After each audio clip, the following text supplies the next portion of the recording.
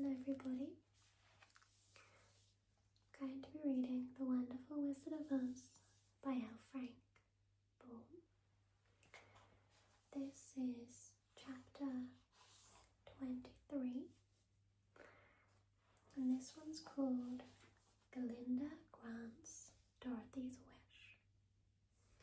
Before they went to see Glinda, however, they were taken to a room of the castle where Dorothy washed her face and combed her hair, and the lion shook the dust out of his mane, and the scarecrow patted himself into his best shape, and the woodman polished his tin and oiled his joints.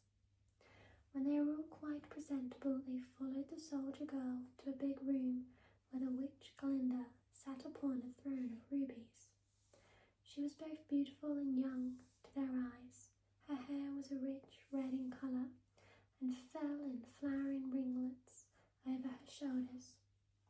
Her dress was pure white, but her eyes were blue, and they looked kindly upon the little girl. "What can I do for you, my child?" she asked. Dorothy told the witch all her story, how the cyclone had brought her to the land of Oz, how she had found her companions, and of the wonderful adventures they had met with.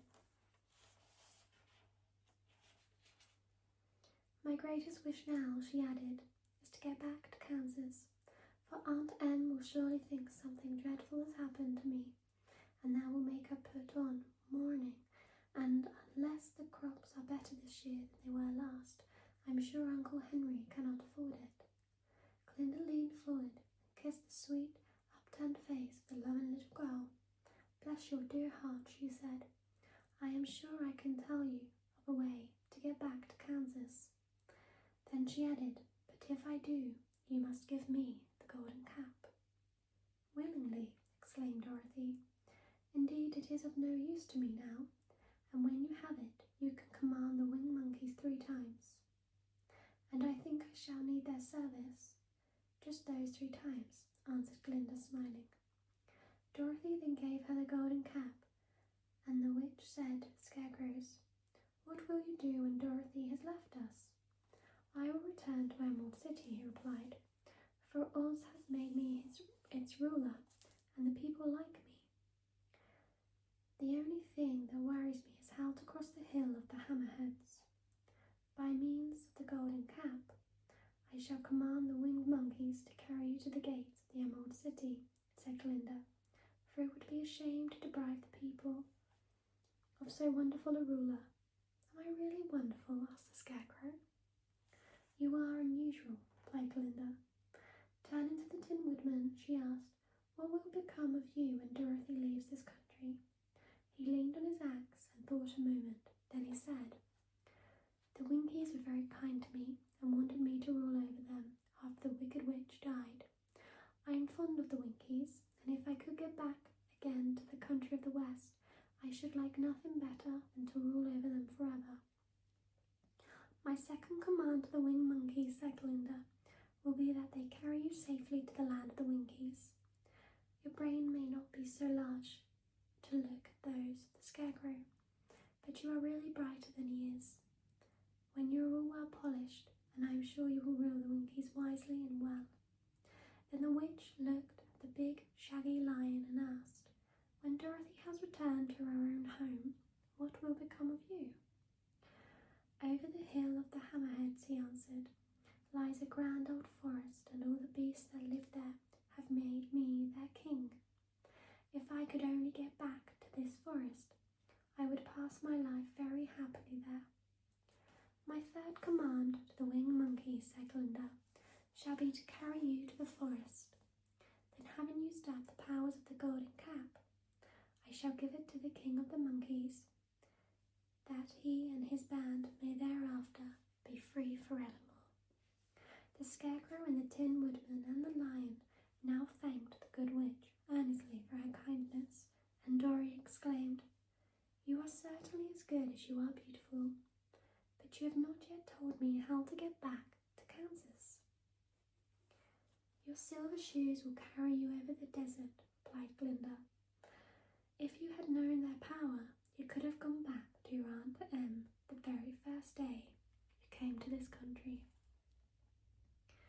then I should have not had my wonderful brains," cried the Scarecrow. "I might have passed my whole life in the farmer's cornfield." "And I should have not had my lovely heart," said the Tin Woodman. "I might have stood and rusted in the forest to the end of the world." "And I should have lived a coward forever," declared the Lion, "and no beast in all the forest would have had a good word to say to me." "This is all true," said Dorothy, "and I am glad I was of use to these good friends. But now that each of them has had what he most desired, and each is happy in having a kingdom to rule besides, I think I should like to go back to Kansas." "The Silver Shoes," said the Good Witch, "have wonderful powers, and one of the most curious things about them is that they can carry you to any place in the world in 3 steps, and each step will be made in the wink of an eye. All you have to do is knock the heels together 3 times and command the shoes to carry you wherever you wish to go." "If that is so," said the child joyfully, "I will ask them to carry me back to Kansas at once." She threw her arms around the Lion's neck and kissed him, patting his big head tenderly. Then she kissed the Tin Woodman, who was weeping in a way most dangerous to his joints, but she hugged the soft, stuffed body of the Scarecrow in her arms instead of kissing his painted face, and found she was crying herself at this sorrowful parting from her loving comrades. Glinda the Good stepped down from her ruby throne to give the little girl a goodbye kiss, and Dorothy thanked her for all the kindness she had shown to her friends and herself. Dorothy now took Toto up solemnly in her arms, and having said one last goodbye, she clapped the heels of her shoes together 3 times, saying, "Take me home to Aunt Em." Instantly she was whirling through the air so swiftly that all she could see or feel was the wind whistling past her ears. The Silver Shoes took but 3 steps, and then she stopped so suddenly that she rolled over upon the grass several times before she knew where she was. At length, however, she sat up and looked about her.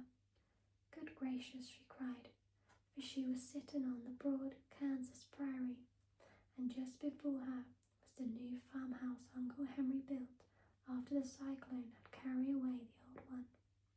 Uncle Henry was milking the cows in the barnyard, and Toto had jumped out of her arms and was running towards the barn, barking furiously.